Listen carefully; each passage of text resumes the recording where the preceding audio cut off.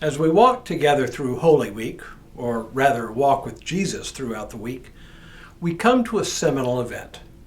Today is Maundy Thursday, the day we mark Jesus' Last Supper with his disciples before his arrest and crucifixion. It is such an important event in our faith that most churches in Christendom celebrate it at least weekly. We are among the outliers that celebrate it less often. Because it is so important, I thought we might ponder its meaning today. Hello, I'm Stuart Baskin, pastor of First Presbyterian Church of Tyler, Texas, and this is your daily devotional for Thursday, April 6th, 2023.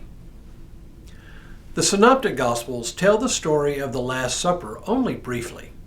Matthew spends a grand total of 19 verses on the supper, including the brief portion when Jesus sends some of his disciples ahead of time to prepare a room for the meal.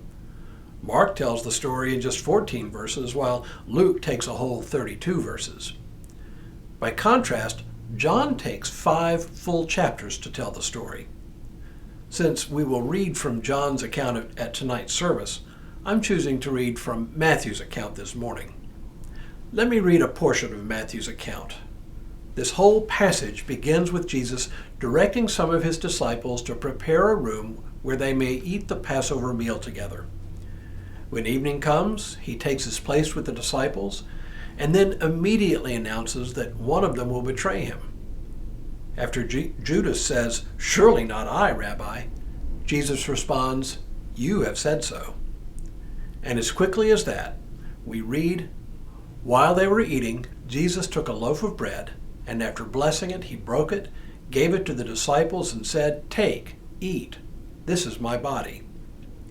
Then he took a cup, and after giving thanks, he gave it to them, saying, 'Drink from it, all of you, for this is the blood of the covenant, which is poured out for many for the forgiveness of sins. I tell you, I will never again drink of the fruit of the vine until that day when I drink it new with you in my Father's kingdom.'" This is the center of the meal. The Apostle Paul actually provides the words we use at the communion table, but what he says is substantially the same as what the gospel writers report. Jesus takes bread, blesses it, breaks it, and gives it to the disciples with words to the effect, "Take and eat, this is my body broken for you." And then, taking a cup, he once again gives thanks and gives it to the disciples, telling them that it is the blood of the covenant, the blood of the promise, poured out for the forgiveness of sins. A lot of ink and many theological conflicts have revolved around these words, as simple as they are. There are those who believe, for example, that the bread and the wine literally become the flesh and blood of Christ. Others of us take these words in a more metaphorical sense. The bread and the cup he pours are signs, symbols that point to a higher reality, that in the death of Christ, God fulfills what is promised in the meal. And what is it that is promised in the meal? That our sins will be forgiven once and for all, and that we have been reconciled to God by God's own action, apart from anything we do. Now, just saying those words out loud doesn't do it justice. Indeed, we say them and hear them often enough that they literally go in one ear and out the other. We hear the words, but don't register their meaning.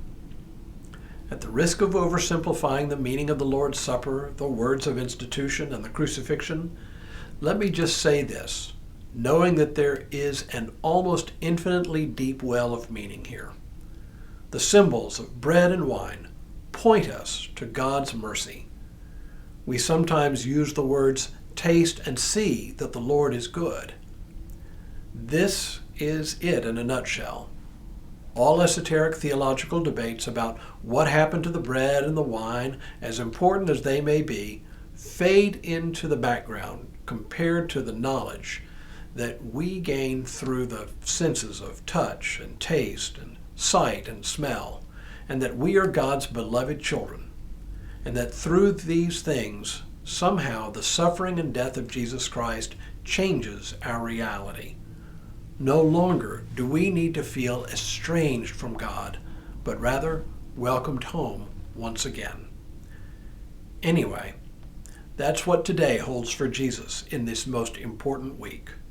When we return tomorrow, we meet God face to face on a hill called Calvary. But for now, may God continue to bless you and keep you in all that you do this day and in all the days ahead.